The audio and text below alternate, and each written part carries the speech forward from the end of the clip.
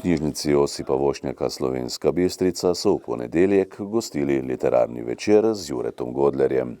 Slovenski komik, televizijski voditelj, skladatelj in pisatelj je predstavil svojo novo knjigo z naslovom Dr. Nobody. Gre za napeto in pretresljivo pustolovščino, ki v življenje nekdanjega agenta prinaša neporavnane račune in peklenski načrt. V slovenjebistriški knjižnici se je z avtorjem knjige pogovarjal Gregor Zalokar.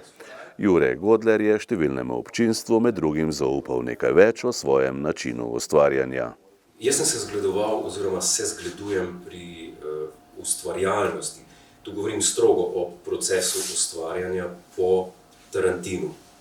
Se pravi, ko pišem, imam v glavi njegov proces, ki se ne uklanja nobenem zakonu, nobenem pravilu. Recimo uvod v film Inglourious Basterds, kjer zaslišuje ta nemški general, ali kaj že, polkovnik, ki je zadolžen za to, da najde vse Žide v Franciji, v okupirani. Zaslišuje tega Francoza, za katerega ve, da skriva spodaj teh, ne vem koliko, eno židovsko družino. Če bi nekomu prodal kot idejo, ne bi noben rekel ja. Temu ne bi noben rekel ja. Bi rekel, kaj, 25 minut se boste pogovarjala, ja, ampak bo napeto. Ja, ne bo napeto, ker 25 minut pogovora je dolg čas. Ni dolg čas, če veš, da je tik pred tem, da vzame pištolo in da vse postreli.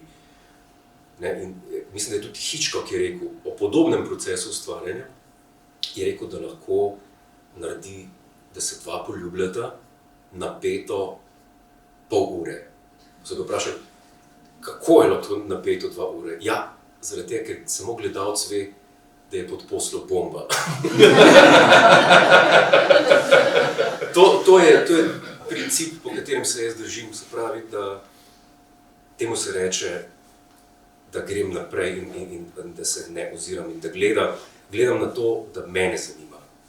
Ker jaz imam občutek, da če jaz zgubim interes, da ne more niti približno biti zanimivo bralcu. In zato so tudi, kako bi rekel, to gosto napisane moje knjige, se pravi, poglavja so tako koncipirana, da se vsakem veliko zgodi in se vsako konča tako, da moraš brati naprej. Oziroma trudim se tako pisati. To je moja taktika.